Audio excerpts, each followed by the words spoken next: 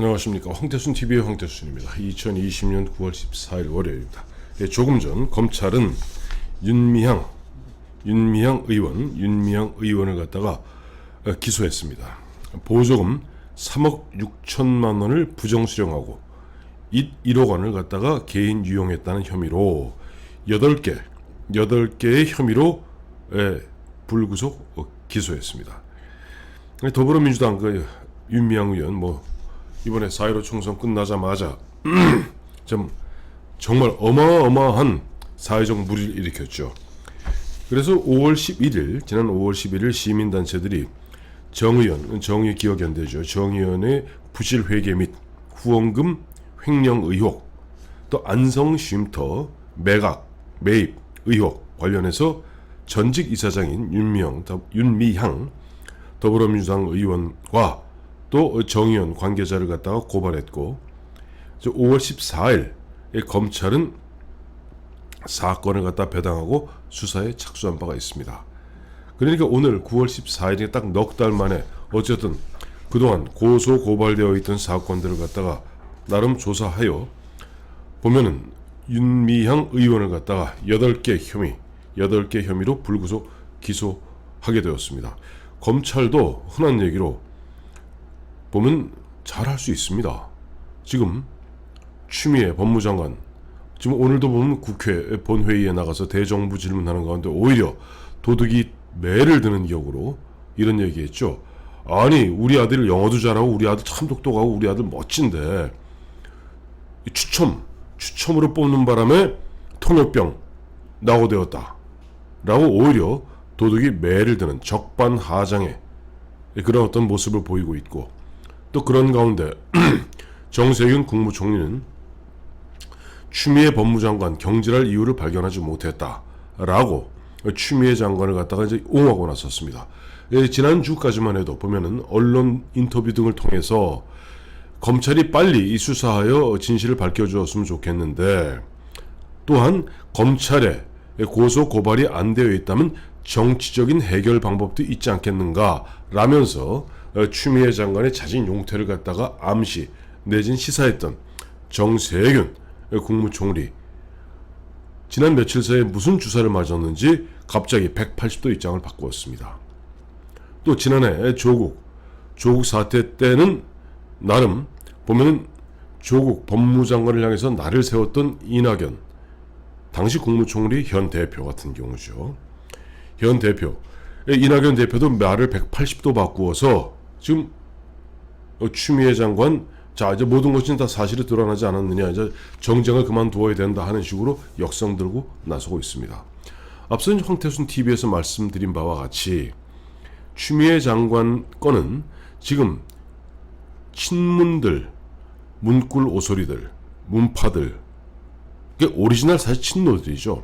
이 사람들에게는 2006년에 있었던 김병준 당시 교육부 총리 그 사태로 말미암아 당시 열린우리당과 청와대, 노무현의 청와대가 갈등을 빚게 됨으로써 결국 정권도 잃고 노무현 대통령도 극단적 선택을 할 수밖에 없었던 그런 지경으로 몰려간 부분에 대한 학습 효과라고나 할까요? 내지는 트라우마라고 할까요? 그것 때문에 지금 보면 유독 추미애 아들에 대해서는 굉장히 보면 흔한 얘기 쉴드를 치고 방어하고 있는데, 어쨌든 윤미향 더불어민주당 의원에 대해서는 4개월 수사 착수 4개월 만에 어쨌든 보조금 3억 6천만 원 부정수령과 1억 원 개인 유용, 이 부분의 혐의로 불구속 기소를 하게 된 것입니다.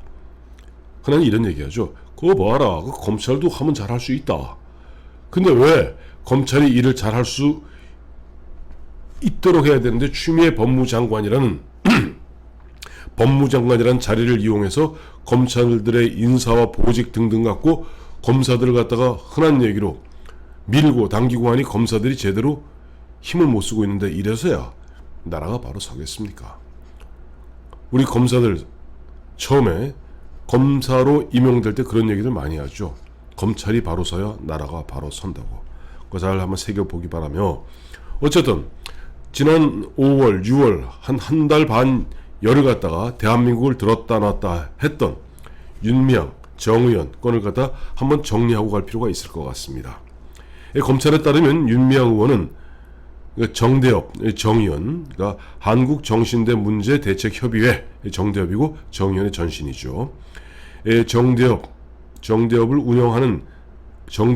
운영하는 전쟁과 여성인권박물관이 법률상 박물관 등록 요건인 학예사를 갖추지 못했음에도 학예사가 근무하는 것처럼 허위 신청해 등록하는 수법으로 2013년부터 2020년까지 문화체육관광부와 서울시로부터 3억여 원의 보조금을 부정 수령한 혐의입니다. 또 다른 정대협 직원 2명과 공모해서 2014년부터 2020년까지 여성가족부의 위안부 피해자 치료사업, 위안부 피해자 보호시설 운영비 지원 사업에 인건비 보조금 신청을 하는 등 7개 사업에서 총 6억 5천여만 원을 부정 수령하기도 한 혐의입니다.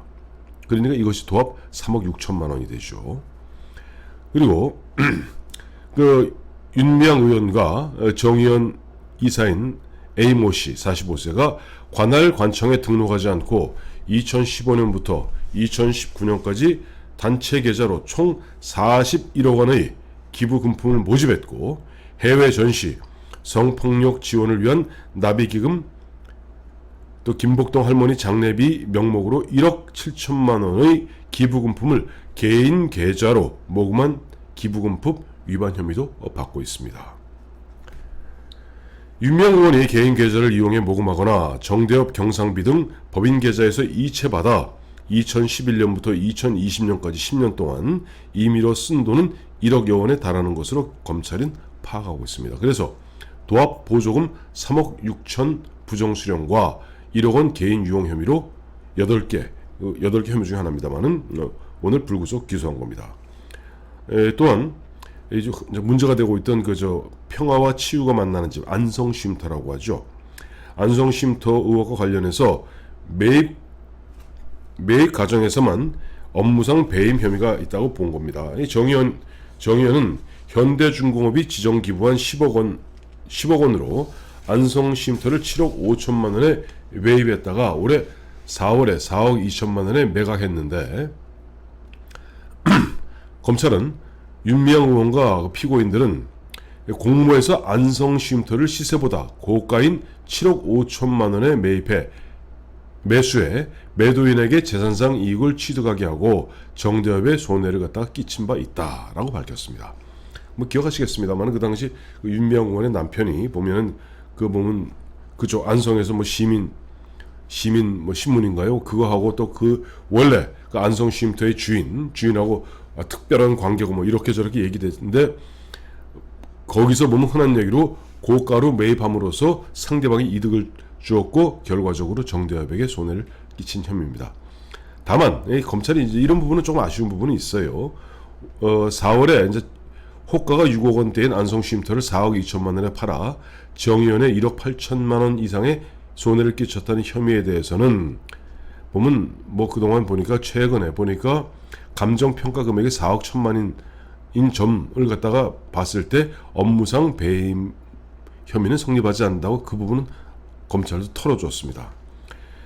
그리고 이제 보면 윤미향 의원이 또 관할관청에 신고도 하지 않고 2014년부터 2019년까지 안성쉼터를 시민단체와 지역정당, 개인 등에게 50여 차례 대여하고 900여만 원을 숙박비로 받은 것으로 드러나 미신고 숙박업 운영 공중위생관리법 위반이랍니다. 혐의로 기소하기도 했습니다. 참 흔한 얘기로 추접하네요. 또 이 밖에도 검찰은 윤미향 의원이 숨진 마포쉼터 소장 손모씨, 극단적 선택했던 그 여인이 있죠.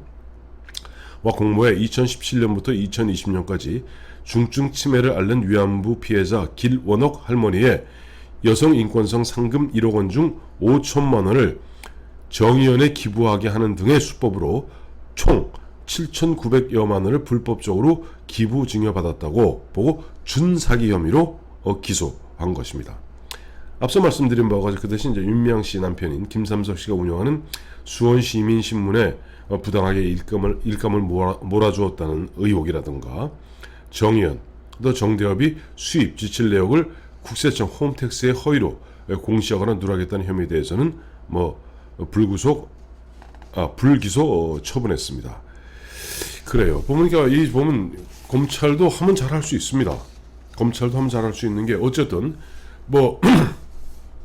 그동안 제기되었던 그 윤미향 씨와 정의연 관련돼서 그 수많은 의혹들이 제기돼서 그 부분에 대해서 검찰이 어쨌든 4개월, 한 100여일 넘는 기간 동안에 수사를 해서 오늘 윤미향 의원을 갖다가 불구속 기소하면서 일단 윤미향 씨 빠찌 달면서 드러났던 정의연과 그다음에 그 할머니들, 위안부 할머니들, 그 갈등에서 빚어진 정대협, 정의연의 그 오랜 캐캐모 거의 30년 가까운 어떻게 보면 대국민 속임, 일종의 사기죠. 이런 부분에 대해서 일정 부분은 갖다가 문제점은 지적한 것 같습니다만 미흡한 점은 있으나 그래도 검찰도 하면 잘할 수 있다. 그런데 지금 동부지검에서 이번에 보면 윤미향 씨를 갖다가 불구속 기소한 곳은 서부지검입니다. 서부지검에서는 윤미향 씨를 갖다가 이제 불구속 기소를 했습니다만은 모르겠습니다. 저 보면 동부지검에서는 처음에 추미애 씨 아들 문제가 제기되었을 때 지휘하던 검사장, 지검장은 현재 법무차관으로 영전해서 추미애 씨 밑에 있고, 또 추미애 씨의 가장 측근 중에 한 명이라는 사람이 신임 동부지검장으로 간 상태에서 어제 오늘 나오는 이야기에 보면은 심지어는 추미애 아들과 관련해서 병원에 보면 압수수색하고 한 것들 한 달이 지나도록 윤석열 검찰총장에게 보고조차 하지 않았다는 거 아닙니까? 이렇게 중대한 사건에 대해서 검찰총장 패스하고 가니 사실 윤석열 검찰총장도 참 말이 아닌 것이고, 동부지검의 이와 같은 행태는 서부지검의 행태와 비교해 봤을 때 참 한심하기 짝이 없다 하는 생각을 갖다가 지울 수 없게 합니다.